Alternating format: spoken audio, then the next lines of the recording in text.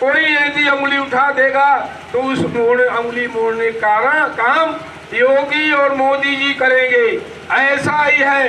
पहले बहनें बाहर जाती थी, बहुत कम लड़कियां बाहर पढ़ने जाती थी। हमारे माता पिता सोचते रहते थे कि हमारी बेटी कब आएगी, कैसे आएगी, परंतु हमारी बहनें साइकिल से, साधन से, जो भी है उसके माध्यम से स्कूल में पढ़ने जाती है, हंसते खुलते घर आती है। इस कठिन समस्या को उन्होंने मुक्त कर दिया और आदिवासियों को दंडित करके उनको अच्छे मानव बना दिया। जो कहीं कतिपय कुछ कर्म करने वाले लोग हैं, उनके लिए भी हमारे पुलिस के बंधु, समाज के बंधु, सेना के बंधु हैं, उनको भी ठीक करने के लिए खड़े हुए। क्योंकि जब किसी का उत्साह वर्धन होगा तब वो काम बढ़िया करेगा। इसलिए समय समय पर हमारे सैनिक, हमारे पुलिस, हमारे अन्य साथी सबका सम्मान माननीय प्रधानमंत्री जी, माननीय मुख्यमंत्री जी किया करते हैं। और अभी आप देखे रहिए, हमारे आप घर के बीच का बालक रसिया का रहने वाला था। असम क्षेत्र में वह कार्य सैनिक का कर रहा था। उसके पेट में गोली लगी, बुलेट प्रूफ पहना हुआ था, लेकिन गोली लगते ही सारे शरीर में जहर घुल गए। लेकिन वह आया सीआरपीएफ कैंप चकिया में, इतना जनता टूट पड़ी, इतना उसका अभिवादन हुआ कि आप अमर रहेंगे, हमेशा अमर रहेंगे। उनके घर पर पहुंचा करके उनके माता पिता को ढिढोरा देकर कुछ प्रोत्साहित करके निवेदन किया गया कि आप अगर ठीक हैं तो आने वाली पीढ़ी सुरक्षित रहेगी। जो जाने वाले वो तो चली गए, परंतु आप तो शेष बच्चों को ठीक रखिए। तो यह किसकी देन है? करगिल युद्ध हो रहा था, उसके पहले हमारे देश के सैनिक सीमाओं पर शहीद हो जाते थे, तो वहीं उनकी अंत्येष्टि करके उनका राख आता था। लेकिन पंडित अटल बिहारी वाजपेयी जी प्रधानमंत्री से उनके नेतृत्व में चुनाव करगिल का लड़ा गया। हमारे जितने जवान शहीद हुए, सम्मान पूर्वक उनको घर भेजा गया और आ करके उनको सलामी सैनिकों ने दिया।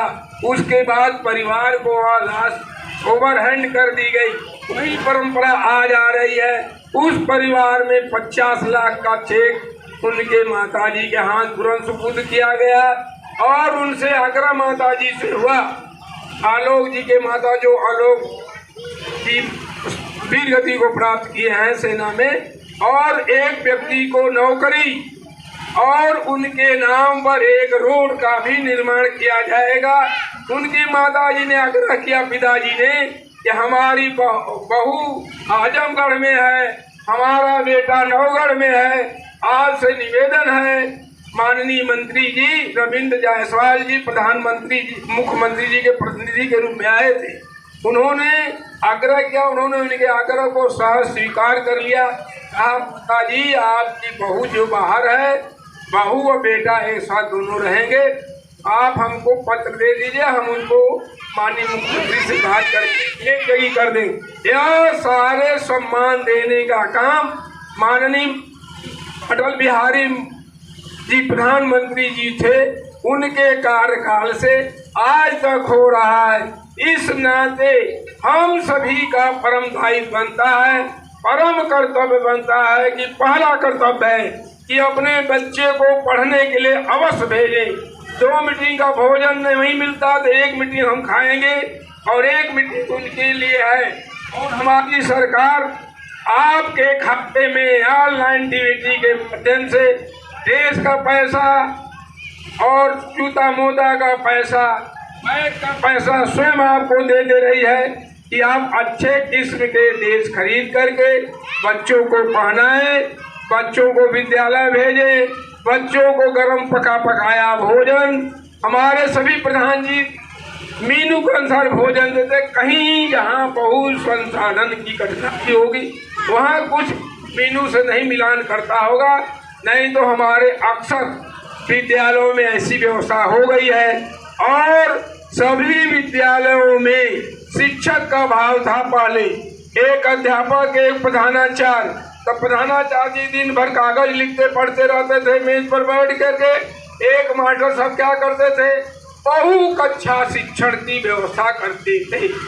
हर कक्षाओं में काम देना, हर कक्षाओं में जैसे मॉनिटर का था कक्षा प्रमुख के नाते वह कक्षाएं चलती थी। लेकिन आज वह दिन देखने के लिए नहीं है। प्रत्येक विद्यालय में हमको लगता है 2 शिक्षा मित्र जी हैं और कम से कम 5 अध्यापक एक प्रधानाचार्य जी को लेकर हैं। वहीं पर प्रधानाध्यापक नहीं होंगे जिनकी संख्या 150 से कम होगी प्राथमिक में, और जूनियर में जिनकी संख्या 100 से कम होगी वो प्रधानाध्यापक नहीं होंगे। नहीं तो अक्सर विद्यालयों में प्रधानाध्यापक हैं और हमारे अध्यापक बंधु भी समय से विद्यालय जाना, समय के विद्यालय वापस होना।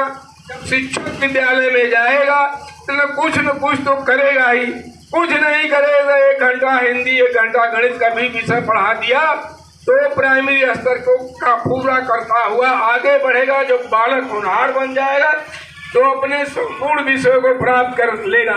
लेकिन हमारे प्राथमिक विद्यालय में वे सभी विद्यालय में सभी विषयों के अध्यापक भी करीब करीब उपस्थित हैं। कहीं नहीं होंगे तो मिलजुल कर अपनी व्यवस्थाएं पूरा करते हैं और विद्यालय को सुचारू बनाने के लिए, विद्यालय को रंगाई पुताई करने के लिए प्रत्येक वर्ष हमारी सरकार, माननीय भारतीय जनता पार्टी की सरकार, योगी जी की सरकार विद्यालयों को सफाई करने के लिए, विद्यालय को मेंटेनेंस करने के लिए, इसकी देख रेख करने के लिए प्रत्येक विद्यालय में शिक्षा समिति का गठन किया गया है। वह शिक्षा समिति का अध्यक्ष विद्यालय का प्रतिनिधि है। वह विद्यालय हम समय भी शिक्षणकार एमडीएम सारी व्यवस्थाएं देखते रहते हैं। हम सब अध्यापकों को अपना मार्गदर्शन भी देते हैं। आप लोगों से मैं यही निवेदन करूंगा कि अपने बच्चों को पढ़ने के लिए भेजें।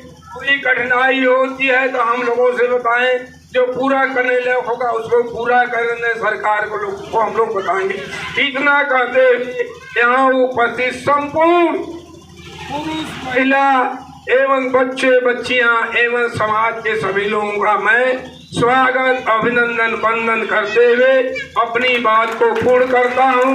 अंत में भारत माता की जय, भारत माता की जय।